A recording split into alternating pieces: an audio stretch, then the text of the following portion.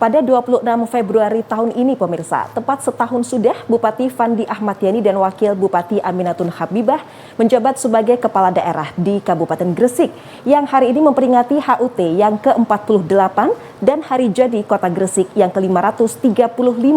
Dalam rentang waktu tersebut, problem utama penanganan pandemi COVID menjadi tugas besar Gus Yani dan Bumin karena Gresik sempat mengalami puncak badai COVID pada bulan Juni dan Juli 2021 di saat serangan gelombang 2 varian Delta melanda.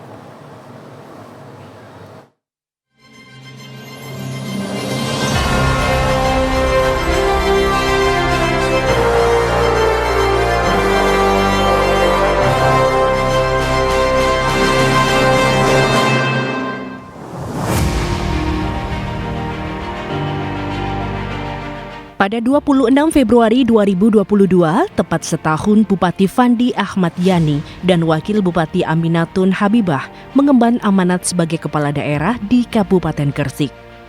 Keduanya dilantik oleh Gubernur Jawa Timur Khofifah Indar Parawansa di Gedung Negara Geraha di Surabaya untuk masa bakti 2021 hingga 2024 yang digelar secara hybrid dengan penerapan protokol kesehatan ketat. Gus Yani dan Bumin, panggilan akrab keduanya, memasuki dunia pemerintahan tepat setahun pandemi melanda tanah air. Karena itu, pada 3 bulan pertama atau 100 hari masa kerja, keduanya fokus pada penanganan COVID-19 di daerahnya. Di antaranya, memberikan dukungan penuh pada tenaga kesehatan sebagai garda terdepan, pemberian insentif dan pendirian tenda darurat di 5 kecamatan, serta di 9 puskesmas, untuk mendekatkan dan memudahkan warga jika ada yang terpapar COVID atau membutuhkan layanan darurat. Karena saat itu, baik rumah sakit pemerintah maupun swasta sudah penuh dengan pasien positif COVID-19. Upaya tersebut sukses menurunkan kasus COVID-19 di Kabupaten Gresik, seiring dengan melandainya kasus COVID gelombang pertama di tanah air. Tercatat dari 338 kasus positif COVID pada bulan Februari, turun menjadi 251 kasus pada bulan berikutnya. Kemudian turun lagi jadi 154 kasus pada bulan April dan turun di bawah angka 100 menjadi 97 kasus pada bulan Mei 2022. Namun, gelombang kedua badai COVID-19 yang ditandai dengan kemunculan varian Delta membuat warga Gresik yang masuk dalam aglomerasi Surabaya Raya yang terpapar COVID-19 melambung tinggi. Puncaknya hingga mencapai 4.976 kasus positif COVID dengan 218 orang meninggal pada bulan Juli 2021. Dalam situasi tersebut, Gus Yani membuat terobosan dengan membuka pendaftaran relawan COVID yang diikuti oleh dokter, perawat, dan mahasiswa. Untuk membantu tenaga medis yang kewalahan karena tingginya penderita COVID-19. Gus Yani yang sebelumnya menjabat sebagai Ketua DPRD pada tahun 2019 hingga 2020 juga bergerak cepat membuka kembali Gelora Joko Samudra sebagai tempat isolasi terpadu serta menambah ruang tampung alias tempat tidur Gelora Joko Samudra yang semula hanya 140 menjadi 680 tempat tidur.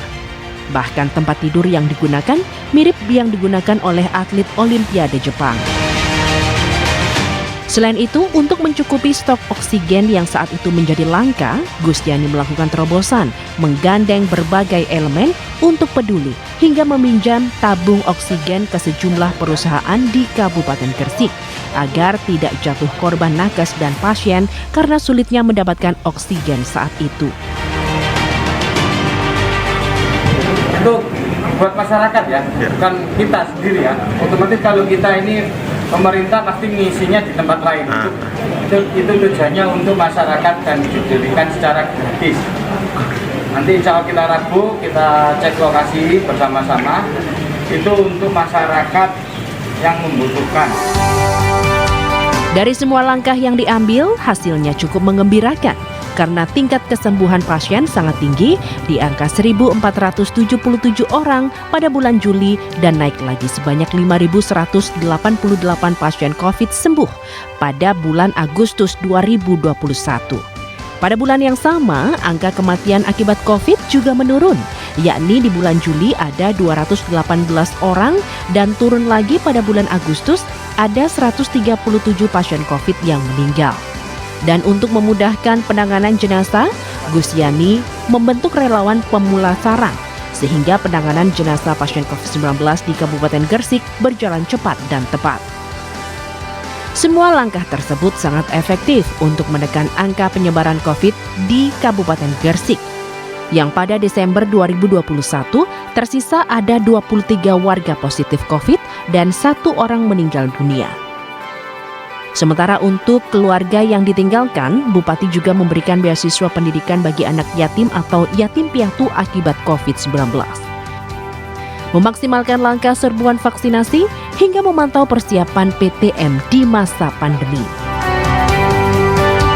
Selain itu, di luar semua kiprah masa sulit memimpin Kabupaten Gresik di masa pandemi, Bupati Fandi Ahmad Yani juga tidak melupakan janjinya melakukan percepatan penanggulangan banjir Kali Lamong, melakukan reformasi birokrasi pelayanan baik di kecamatan dan di Spenduk Capil, rutin memutasi ratusan ASN hingga berani bersikap tegas memberhentikan Direktur Utama dan Direksi PDAM Gresik yang kinerjanya dianggap tidak maksimal dan banyak pemborosan keuangan di PDAM Gresik.